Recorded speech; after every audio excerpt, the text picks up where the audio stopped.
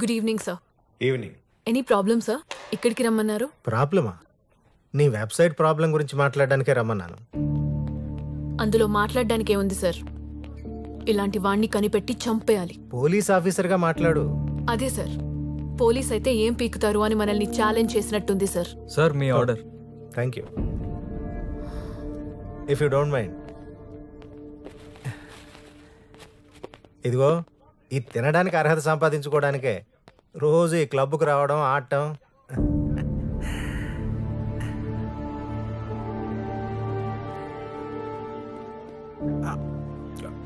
ఏం లేదు సార్, ఎవరిదైనా యాటిట్యూడ్, యాక్షన్ వాళ్ళ క్యారెక్టర్ని చెప్తుంది సార్.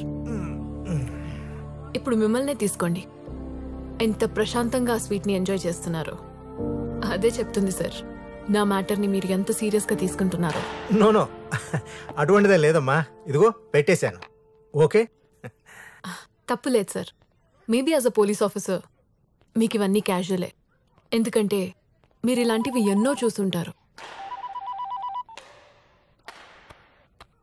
ఫోన్ స్విచ్ ఆఫ్ చేయొచ్చుగా, లేదంటే అప్పటివరకు ఆ సైట్ బ్లాక్ చేయించవచ్చుగా. No sir, let him enjoy, otherwise he will put again and again. ఇప్పటి వరకు వచ్చిన కాల్స్లో వాడి కాల్ కూడా వచ్చిండొచ్చు. నువ్వు కొంచెం ఓవర్గా రియాక్ట్ అవుతున్నావు. అవును సార్, మొదటిసారి నేను ఒక ఆడదానిలా ఫీల్ అవుతున్నాను. ఒక ఆడదాన్ని ఇంత దారుణంగా చూడాలనుకున్న వాడి థాట్ హారబుల్ సార్. ఇది పెట్టిన వాడు 100 సార్లు ఆలోచించి ప్లాన్ చేసి పెట్టుంటాడు. నువ్వు అతనికి చాలా ఇంపార్టెన్స్ ఇస్తున్నావు. ఇంపార్టెన్స్ ఇవ్వాల్సిందే. ఏసీపీకే ఇలా చేసిన వాడు ఒక మామూలు అమ్మాయికి చేసుంటే ఆ అమ్మాయి పరిస్థితి, తర్వాత తన లైఫ్ని తలుచుకుంటేనే భయం వేస్తుంది సార్. ఒక ఆడదాన్ని కత్తి లేకుండా, రక్తం రాకుండా క్యారెక్టర్ కొలాప్స్ చేయడానికే ప్లాన్ చేశాడు. So this is definitely a job of a sick minded person and I'm very sure I'm not the first and definitely not the last one. Okay. Did you inform the cyber cell? Yes sir, but పెట్టినవాడు అంత పెద్ద idiot అని నేను అసలు అనుకోవడం లేదు సార్. Anyway, update చేయి. Thank you for your concern and enjoy your sweet sir.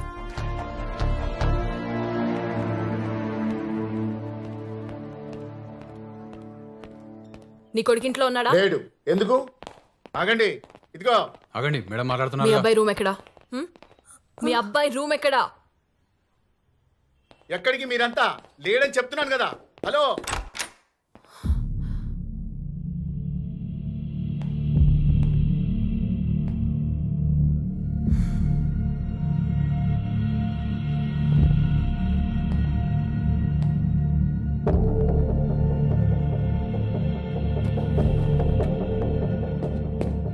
వాడి దగ్గర వేరే ఫోన్ ఏమైనా ఉందా?